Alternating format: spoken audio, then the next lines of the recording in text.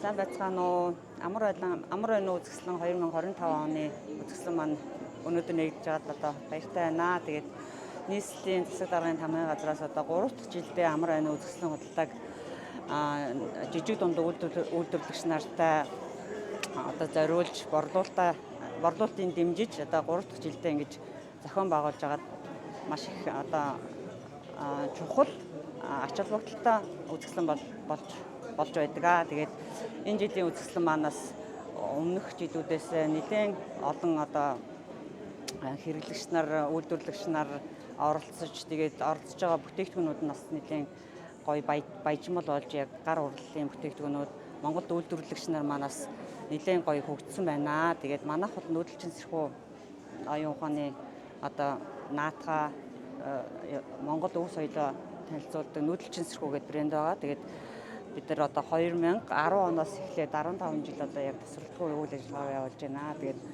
Монгол өв соёлоо язгуурын үнэт одоо өв соёл бидний одоо зүрхэн дотор, сүнсэн дотор бидний түүх дотор уршдаг гэдгийг одоо арт өмнөдөө таниулахаар зорж ажиллаж байна.